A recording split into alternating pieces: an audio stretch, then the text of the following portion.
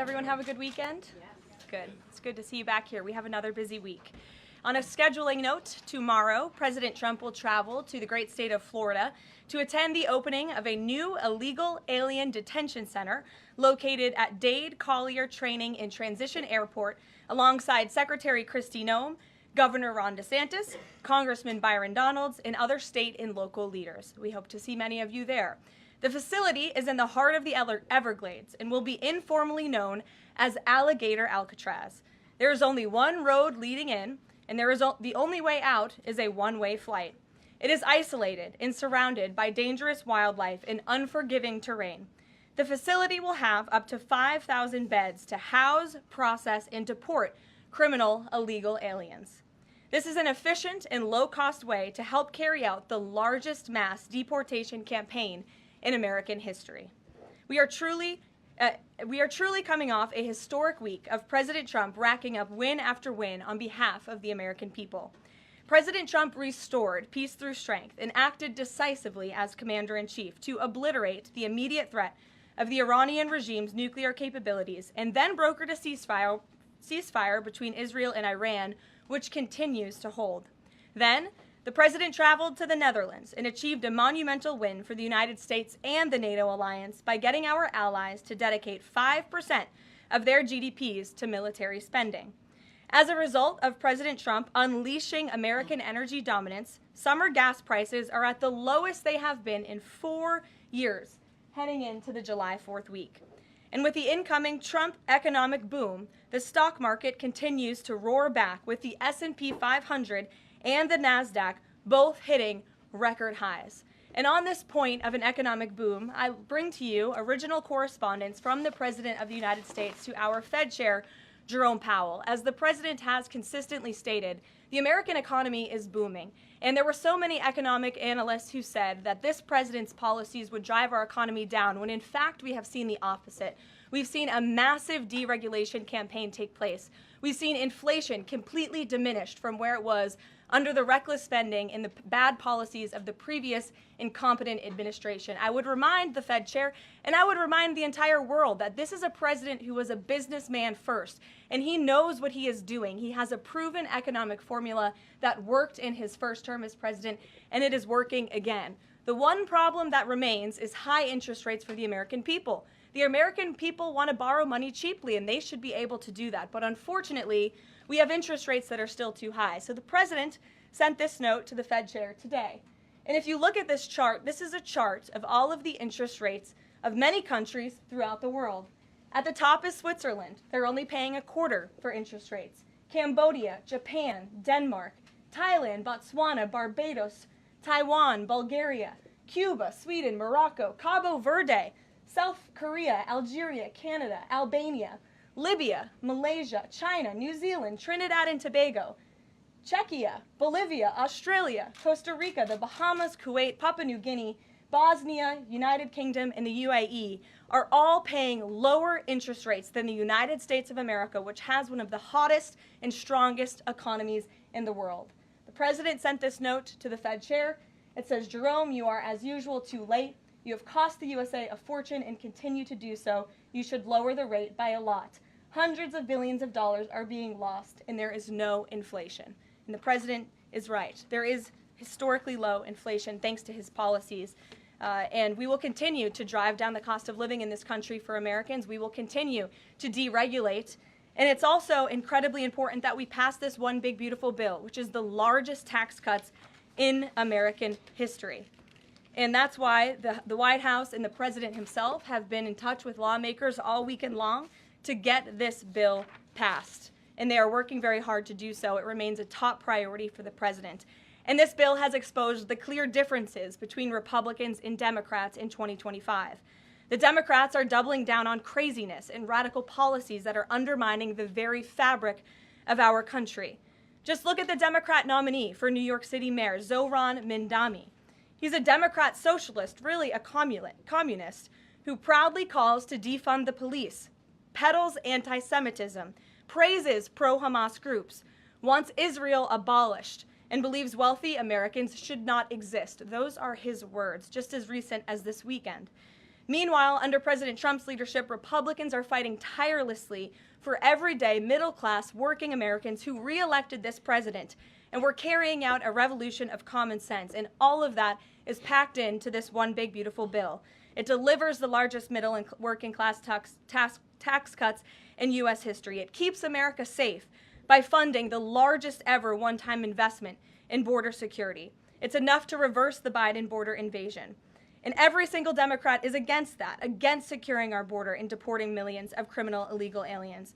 The One Big Beautiful Bill also strengthens and protects Medicaid benefits, despite what Democrats are saying, for eligible American citizens who rely on it, like pregnant women, children, seniors, and people with disabilities, by eliminating waste, fraud, and abuse that threaten to destroy this program that was intended for the most vulnerable in our society. And every single Democrat in Congress is against rooting out that waste, fraud, and abuse in blocking the 1.4 million illegal aliens who are currently improperly receiving these benefits that should be going to American tax-paying citizens. The Democrats in Congress are more concerned with defending illegal aliens than they are hardworking Americans. And the Big Beautiful Bill also revitalizes our military and enhances our defense capabilities, protects our country from emerging new threats by funding a cutting-edge missile defense system called the Golden Dome. And as we all know, the One Big Beautiful Bill makes the Trump tax cuts permanent. The White House and the president are adamant that this bill is passed and that this bill makes its way to his desk. Republicans need to stay tough and unified during the home stretch, and we are counting on them to get the job done. So with that, we will take up questions. John Fredericks is in our new media seat today. John, thanks for being here. We'll kick it to you. Thank you, Karoline. Let's get to the One Big Beautiful Bill first. It appears now you're going to get at least 50 votes in the Senate. There'll be some amendments. What is the president's confidence level in getting 218 votes in the House by the end of this week in order for him to sign it on Friday? Well, look, we are very well aware, the president is very well aware, that this bill needs to not only pass out of the Senate, but it needs to go back to the House, and we need the full weight of the Republican conference to get behind this bill, and we expect them to, and we are confident that they will. The president has been working hand in hand with Senate Majority Leader Thune and also our House Republican leader, or the Speaker of the House, Mike Johnson, both of whom will be at the White House today to meet with the president yet again. I believe they were here this morning, actually. I have one follow-up. Sure. You outlined Jerome Powell and the note that the president just sent to him. There are many who believe that Powell has been politicized in a lot of different ways. The president has not been shy about acting on things that he believes in. Why not just fire Jerome Powell and put in somebody that is going to lower rates? Why wait? Well, it's a good question, and one you can ask the president, because that's a decision for him to make. But you're right to point out the politicization of the Fed, and it's very unfortunate for our country. But Jerome Powell cut rates numerous times ahead of the election when Joe Biden was in this Oval Office, but now he refuses to, and the economy is in a much better place. So there really isn't a good explanation for that, and the president is rightfully calling attention to it. Thank you. Kelly. Good afternoon. On Iran, the president posted on his social that he is not even talking to them anymore. When we were at NATO, he said he expected the U.S. and Iran to have talks as early as this week, and that he might even want to see a written agreement. What is the update now if he's saying he's not even talking? So as I told you from the podium last week, I said the administration, and namely our special envoy Steve Witkoff, has been in communication both directly and indirectly with the Iranians. That communication continues. The president himself has not talked to Iran, which he pointed out in his truth statement. Peter. Thank you, Caroline. Does President Trump want Zohran Mamdani deported? I haven't heard him say that. I haven't heard him call for that. But certainly he does not want this individual to be elected. I was just speaking to him about it and his radical policies that will completely crush New York City, which is obviously a city that the president holds near and dear to his heart. There's this Congressman, Andy Ogles. He wants the Attorney General Bondi to explore denaturalization proceedings because he thinks Mamdani could have misrepresented or concealed material support for terrorism based on rap lyrics he wrote in 2017. Does President Trump think this is a worthwhile use of the Attorney General's time? Well, I'll let the president speak to that. I have not seen those claims, but surely if they are true, it's something that should be investigated. And could President Trump see himself, you said you just talked to him about this, could he see himself working with a mayor Mamdani, somebody who, on Meet the Press this weekend, was given 3 chances to condemn the phrase globalize the intifada, but he couldn't. Yeah, look, the president is always willing to work with everyone. He's working with Democrats across the country, Democrat governors, and he said he'll work with people on the far left. He works with Republicans. He works with people in the middle. He wants to do what's right for America, but surely someone who holds these values and is quite literally a communist and condemns every value that makes this country great. Common sense, law and order, low taxes, working hard, and earning your keep in this country. He's against all of that, and I think the president would find it difficult to work with someone like that. If he is elected, I'm sure you'll hear more from the president on that, but we'll have to see. Hopefully the voters of New York City choose wisely. Sure. Thanks, Caroline. The president on Friday said that he was hopeful of a Gaza deal within the next week. Can you give us an update on any progress towards that, and on any talks that the White House is having with Israel on that? Sure. Well, I know that Mr. Dermer is in Washington this week to meet with senior officials here at the White House. I also know that this administration is in constant communication with Israeli leadership, and the president himself speaks frequently, as you know, to Prime Minister Netanyahu. But this has been a priority for the president since he took office, to end this brutal war in Gaza. It is because of this president that humanitarian aid is being brought into the region. It's heartbreaking to see the images that have come out from both Israel and Gaza throughout this war, and the president wants to see it end. He wants to save lives, and however, the main priority for the president also remains to bring all of the hostages home out of Gaza. As you know, his tireless effort has brought home many of the hostages, including all of the American hostages who were held there. So he wants to see both things happen, and we're continuing to work very hard to do those things. Sure. Yeah, thanks, Caroline. What is the White House's response to Senator Tillis' criticism articulated from the Senate floor yesterday, in which he said passing the big, beautiful bill would betray President Trump's promise to protect Medicaid? Well, he is just wrong. And the president and the vast majority of Republicans who are supportive of this legislation are right. This bill protects Medicaid, as I laid out for you, for those who truly deserve this program, the needy, pregnant women, children, sick Americans who physically cannot work. And what it does is it ensures that able-bodied Americans who can work 20 hours a week are actually doing so, and that will therefore strengthen and protect those benefits for Americans who need it, as well as cutting out the waste, fraud, and abuse, as well as getting 1.4 million illegal aliens off of the program. So all of those measures are actually going to protect it for those who need it.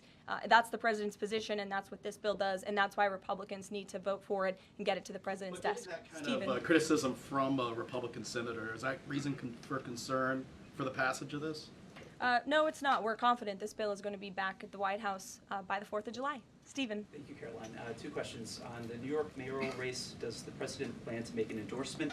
And secondly, on Jerome Powell, a lot of the focus obviously has been on interest rates and him keeping them high, but a new controversy erupted today. My colleague first reported that he's facing Chairman Jerome Powell is facing accusations of lying to Congress, which is a potential crime, about luxurious details of the Fed's $2.5 billion renovation project. Senator Loomis has called attention to this. Some experts want him to be investigated. Does the White House want these allegations investigated and, if found substantiated, punished? I'll have to take a look at those allegations, and I will raise them to the president's attention and let him speak on them himself. To your first question regarding the mayoral race, the president was asked that yesterday by Maria Bartiromo. He refused to give an endorsement, so you won't get one from me at this podium unless he wants me to do that. Philip, go ahead. Oh, Sure. And then I can go to you. cool. Thanks. Thank you. The president said that he's working on a temporary pause for immigration enforcement in certain industries. I'm wondering what you can tell us about how he's determining which industries are deserving of a pass. He mentioned farmers, but what about, say, construction workers? I mean, shouldn't there just be one standard here? I don't have any more details to read out for you, but what I can tell you is that the White House is working closely every day with the Department of Agriculture as well as the Department of Homeland Security when it comes to workforce enforcement, worksite enforcement, and the president's focus and the focus of this administration is, of course, to remove public safety threats from the streets and to deport as many of the illegal criminals, especially the violent criminals that we know are still here because of the previous administration. So that's the main priority and the goal. And then the president has already made cuts to the office of the Director of National Intelligence, but now Senator Tom Cotton has put forward a bill that would cut the office by another 60%. What's the president's reaction to that legislation, and is this something that he would support, those additional cuts? I don't know if the president's even aware of that legislation, but I will get you a response if he is aware and if he wants to respond to it. Go ahead. Thanks, Caroline. You mentioned the dangerous wildlife at the Alligator Alcatraz. Is that a design feature? Why is the president going with this mega bill in such a precarious position in the Senate? And then also, can you talk about the CBO estimate that it would add about 11 million uninsured? Well, look, when you have illegal murderers and rapists and heinous criminals in a detention facility surrounded by alligators, yes, I do think that's a deterrent for them to try to escape. We do know that some of these illegal criminals have escaped from other detention facilities, like one in New Jersey, which I know was recently reported on. So, of course, we want to keep the American people safe, and we want to remove these public safety threats from our streets, and we want to effectively detain them as best as we can. As for why the president is going, I think his trip to this detention facility actually underscores the need to pass the One Big Beautiful Bill, because we need more detention facilities across the country. The last administration let in nearly 20 million illegal people from all over the world, and this administration is focused on arresting and detaining them. But in comparison to that 20 million illegal criminal population in our country, we only have 7,000 ICE agents in the interior who are doing this very important work. And so we obviously need more personnel, we need more resources, and that's why we need to pass the One Big Beautiful Bill. On the CBOs. Go ahead. Yes, in the pink. Oh, thank you. Thank you. You're welcome.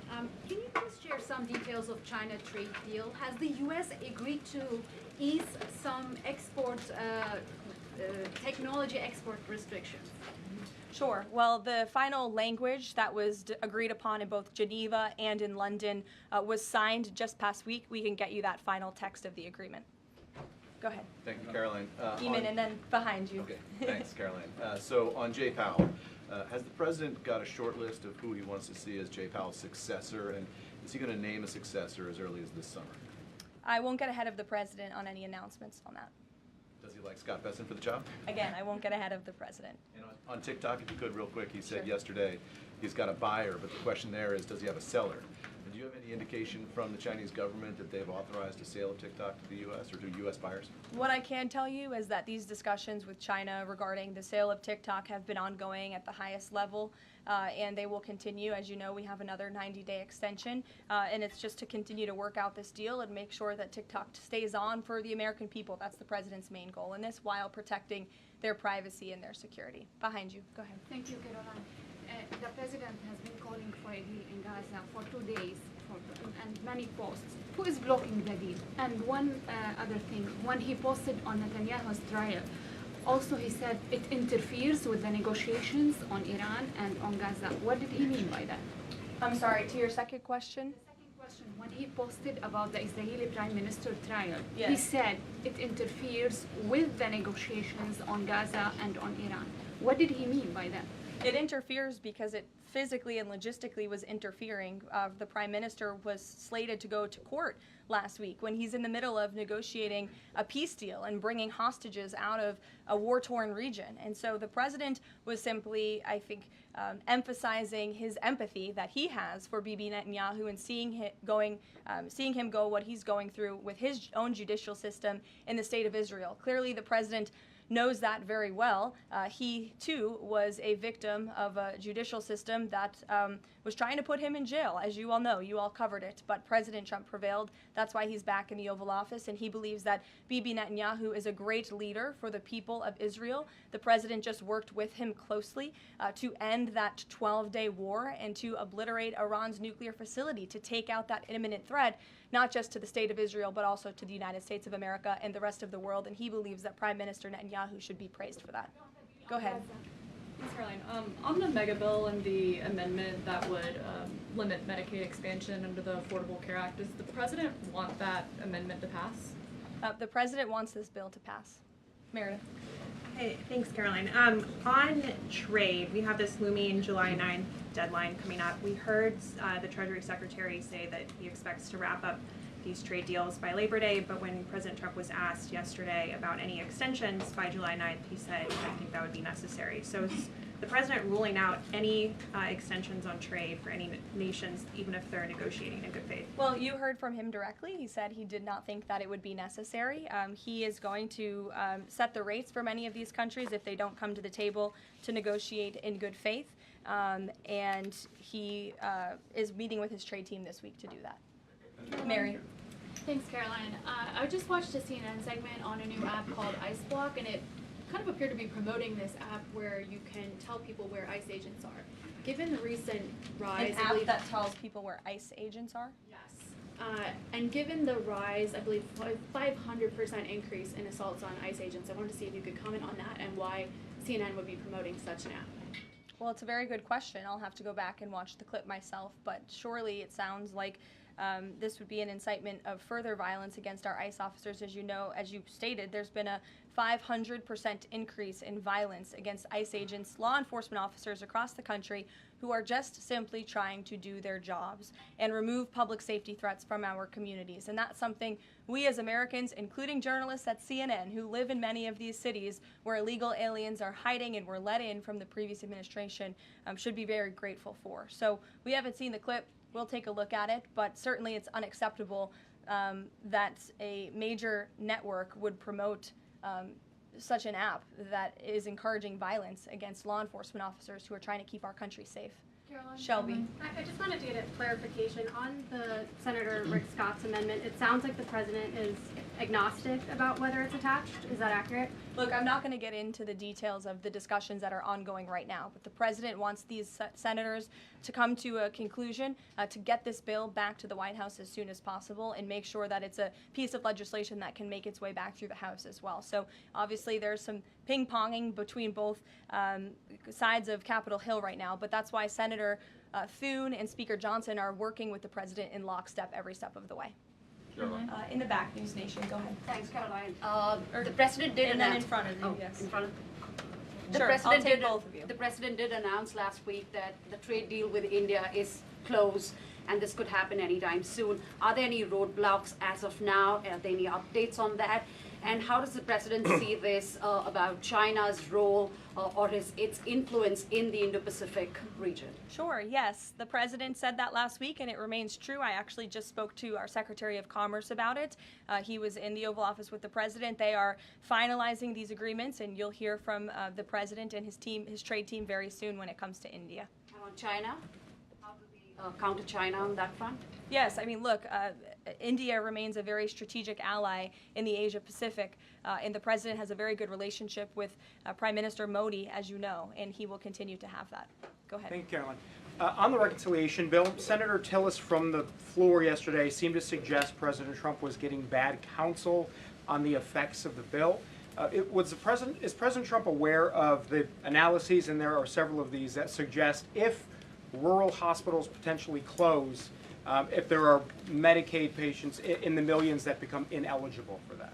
Yes, and that claim is just simply untrue. Rural hospitals comprise 7% of all hospital spending on Medicaid, and that illustrates that they have not benefited from the massive increase of waste, fraud, and abuse under the Biden administration. So this bill strengthens Medicaid. It will protect those benefits that hardworking Americans need, and that's why the president wants this bill to pass. The senator was wrong. The president put out a Truth Social post addressing it, and then the senator announced he's no longer running for office anymore. So I think that case has been closed, and the White House is continuing to focus on getting this legislation to the president's desk for his signature. Go ahead. Yes, you. Yeah, thank you so much. Well, you and then you. There's confusion here. A question on Syria. Go ahead. Has the Syrian government get back to you that they are ready to join the Abraham Accord? Is there any discussion with the Syrian and Israeli government for having a security agreement?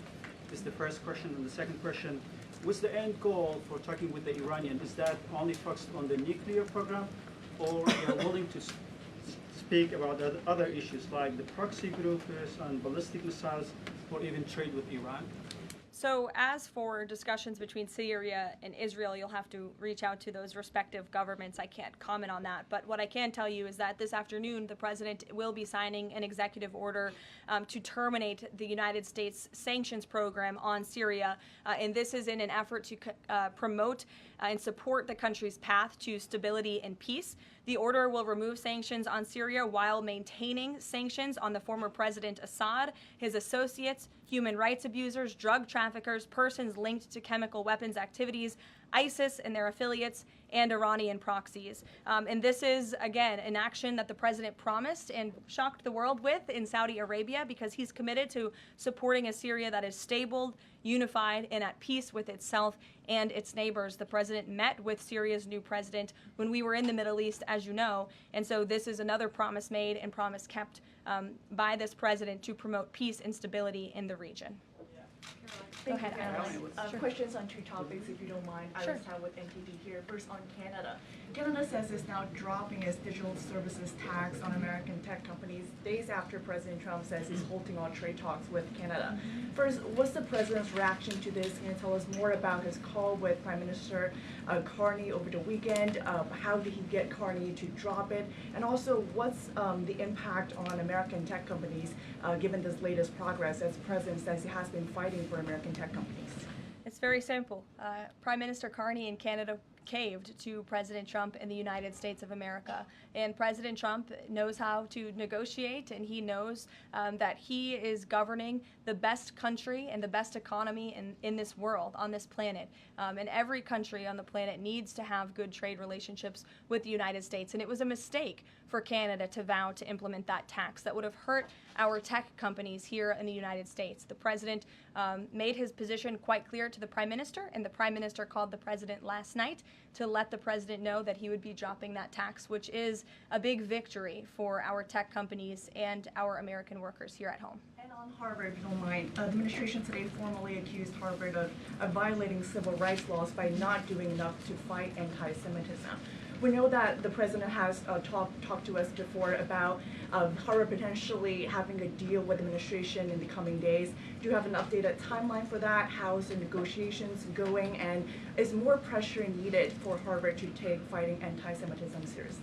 Well, there was quite a direct letter that was sent to Harvard this morning, as you know.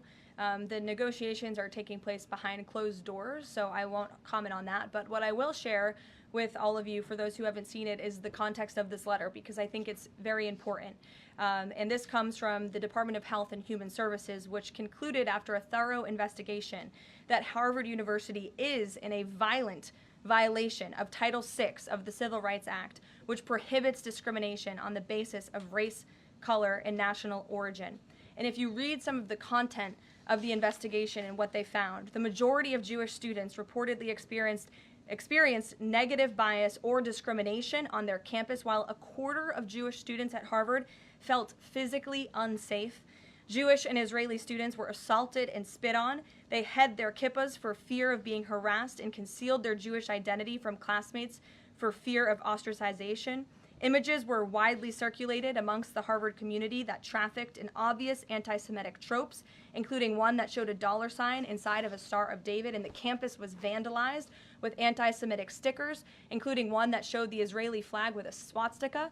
The Harvard campus was racked by demonstrations, as you all know, violent protests that violated the university's rules of conduct.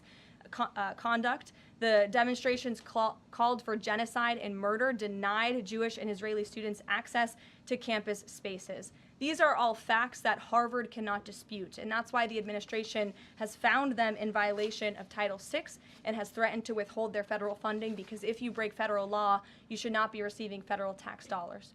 And so I rest my case on Harvard. Andrea. Yeah, so President Macron of France earlier today said that tariffs levied by powerful countries are often a form of blackmail, and criticized the sort of process that's underway. He didn't mention the United States specifically, but said that these tariffs are really hurting developing countries. So there's this big UN conference going on. What do you say to that?